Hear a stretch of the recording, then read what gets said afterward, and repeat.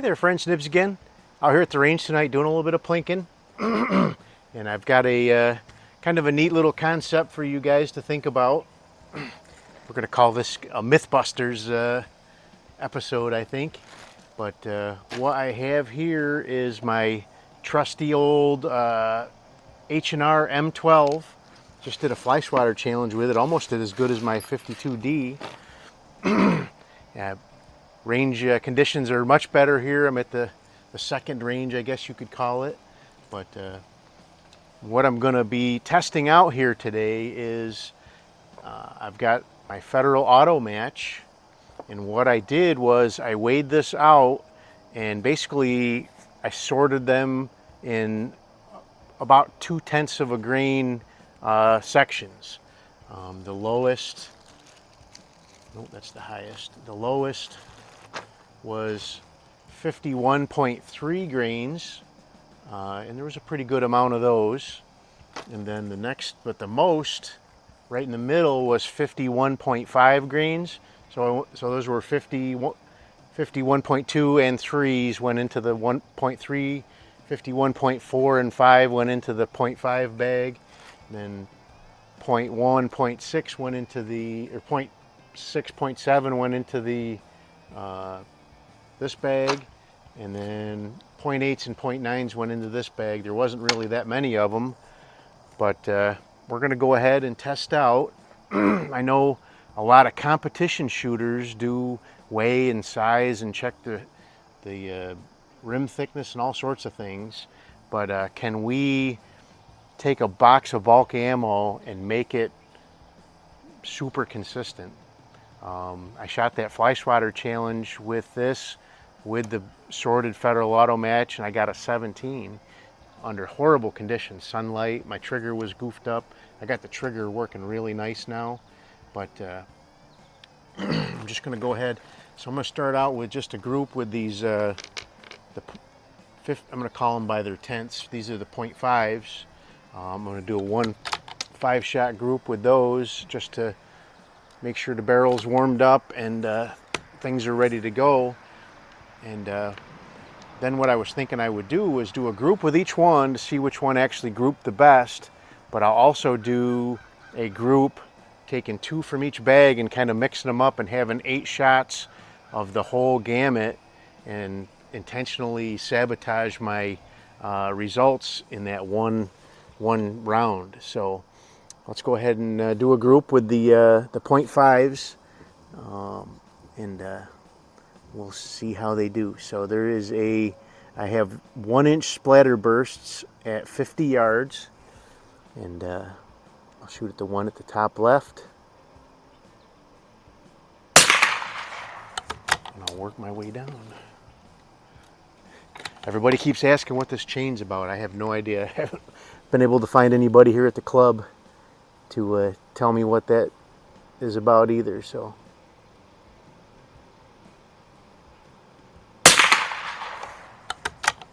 this when I was shooting the fly swatter challenge the other day, something was going on with this.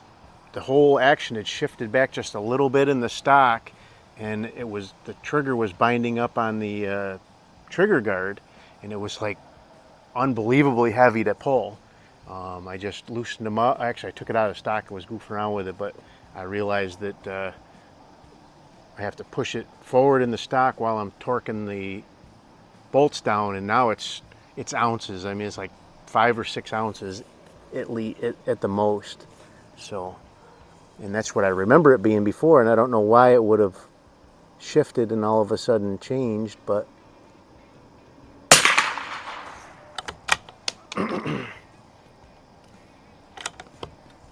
alright, so let's see.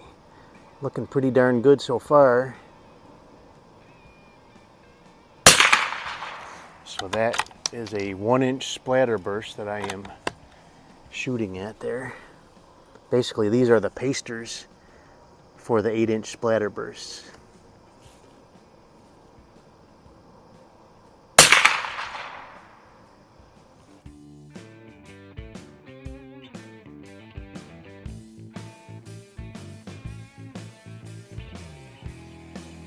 not bad. I really didn't take my time and do controlled breathing or anything like that. Just let her rip. But so I'm going to start out with the 3s, work my way all the way up through, and do a group with each size or each weight, and then we'll come back and we'll do that experiment with an 8-shot group. I have a couple of the 2-inch splatter bursts out there on my piece of paper as well, and we'll use that for the last. I'm expecting it to be a larger group, but all right, let's go ahead and we'll do the 0.3s at the top right 1 inch.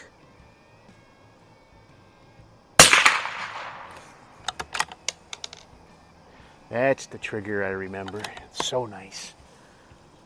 And the scope is crystal clear.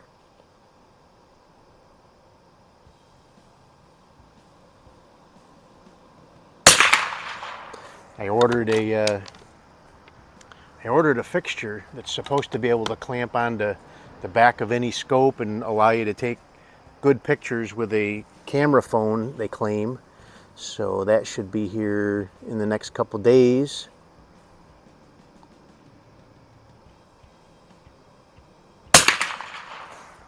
And hopefully that's the case, so I can start taking good pictures through these, maybe even some little videos just to let you guys see of the action through the lens.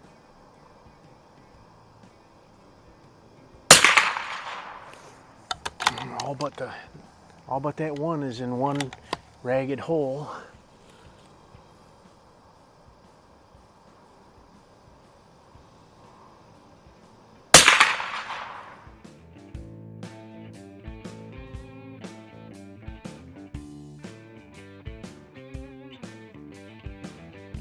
That's a good looking group.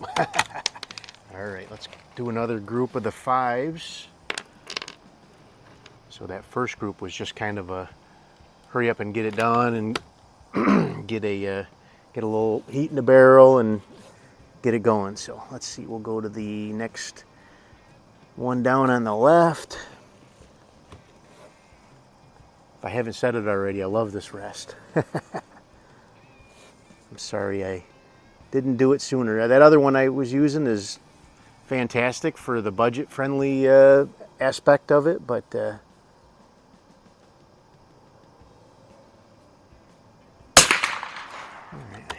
hitting off to the left on all of these, but that's okay. Mostly going for group size. I will throw all these groups into sub MOA and get a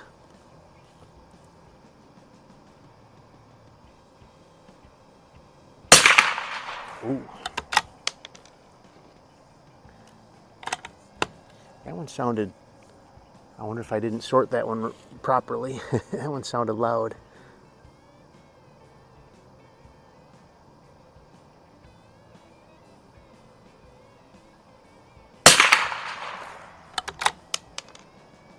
Kind of hoping these 0.5s are the best ones, because that's like 2/3 of all the rounds from the I actually sorted 2 boxes of this Federal Auto Match. I think that first one was kind of a flinch by me, but still a good looking group coming in there.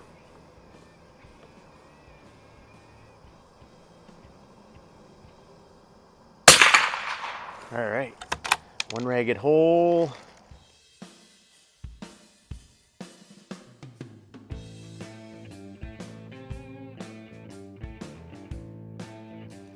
Let's move on to the 0.7s.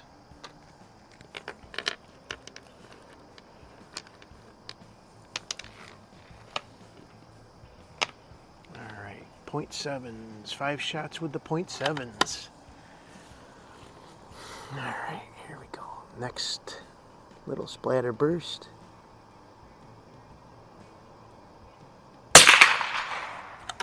I can definitely hear the I can definitely hear the report difference between the 0.3s and these 0.7s.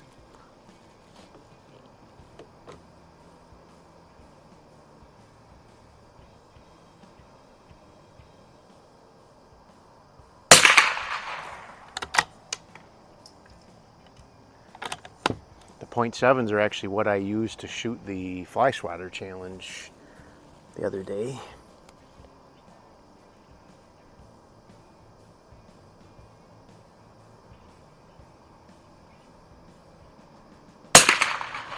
That's looking good. Wow. Got a pretty good amount of the .7s out of the deal, but the .5s actually did pretty good too, so.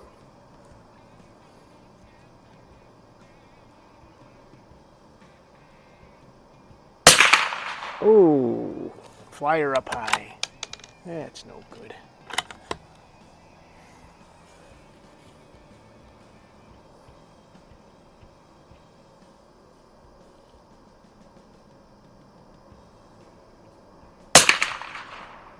And another.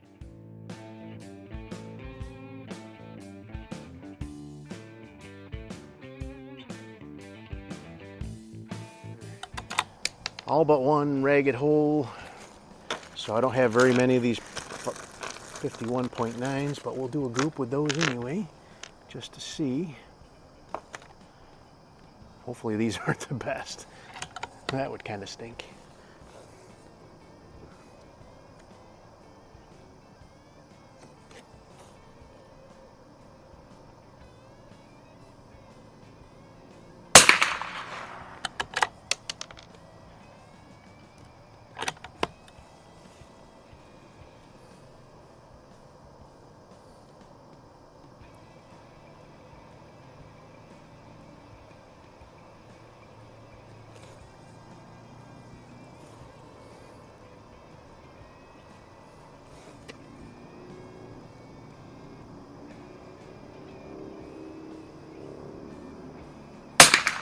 Ah.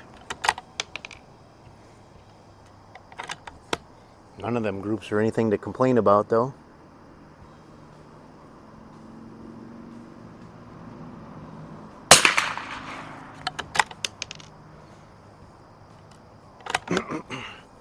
But you can see that the point of impact is wiggling around on me there, depending on the grains, so.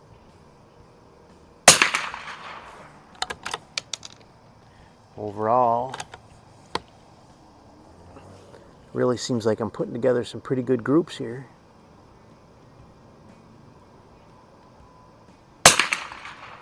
All right.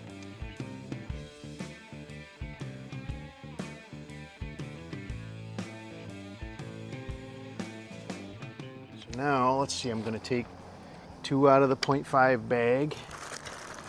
I'll take 2 out of the .3 bag. Take 2 out of the .7 bag. I'll take 2 out of the .9 bag, and we'll just mix them up, and won't be any particular order.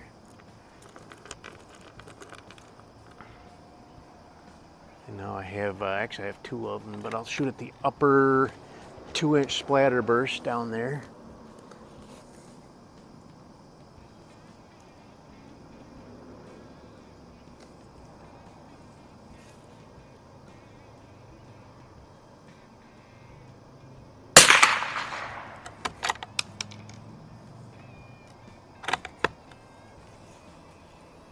Oh, turkeys.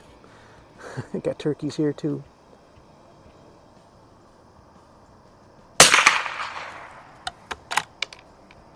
Just walking right out in the middle of the range.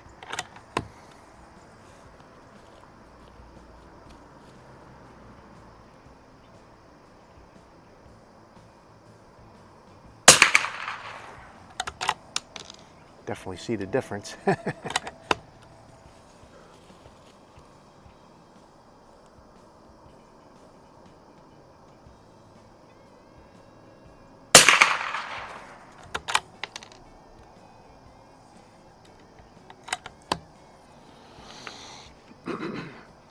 What a sweet shooting gun this is, though. Holy smokes.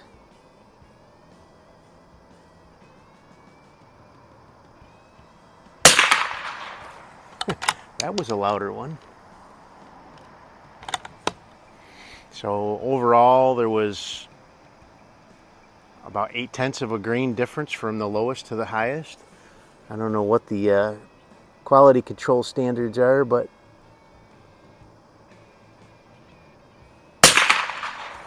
it seems pretty high.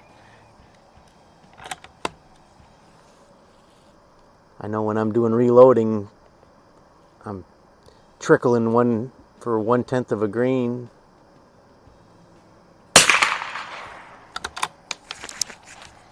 Of course, my 223 can shoot consistent 3/8 inch groups at 100 yards too, so.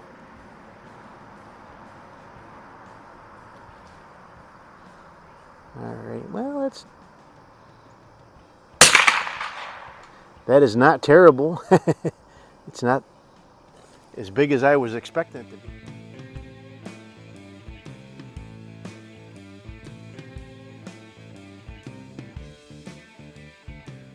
I'm gonna do one more group with the .5s, and then we'll wrap it up. But I think it's a worthwhile effort. If you were, shooting in a match and you needed some decent, ammo that was a lot more consistent, all I did was took my Lyman. I got a Lyman pocket scale for a reloading scale, measures in 1/10 of a grain increments, so it was pretty simple to weigh these out. Didn't take very long.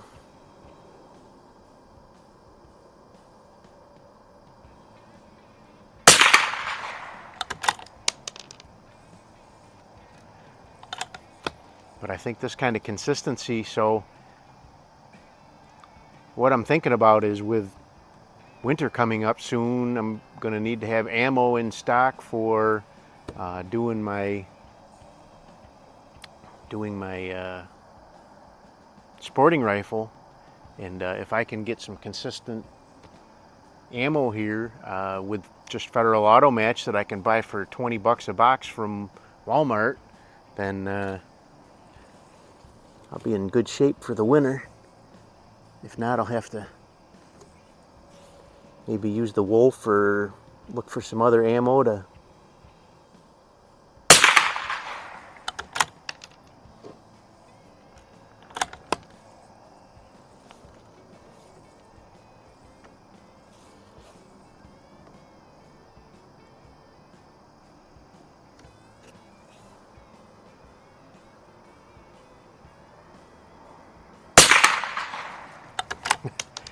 Just the nicest trigger on this gun.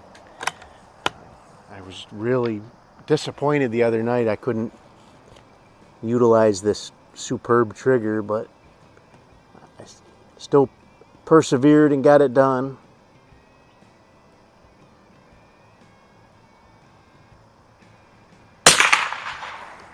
Now that's the group I was hoping for right there. Of course, now I'll probably kick a flyer out because I said something.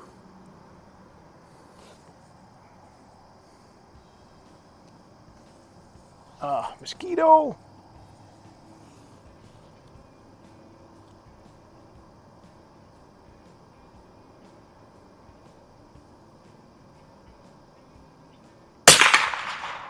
That's nice.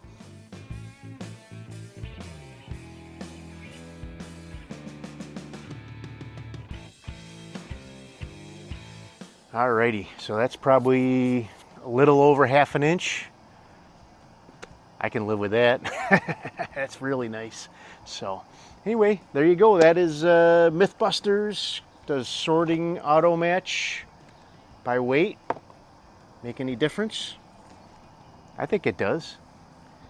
Some pretty good groups there. A couple flyers when I was shooting the groups, but overall, I think pretty much all of those groups are smaller than the test group that I did with 2 of each of the weights. So, but there you go. Nice H&R M12, U.S. property marked. I have no idea what year exactly it was made, but these were made between 81 and 85. So it's starting to get some age on it. It's a pretty cool gun. I've got the rear sights and the front globe that belong on it. And but I thought it's just pairs up so nice with one of these long tubes. This thing is so heavy, I would never want to shoot it anything but off a bench rest. So, but anyway, there you go. Kind of long-winded video, but some pretty cool results. Appreciate everybody stopping by. Hope you liked the video. Until next time, have a great day.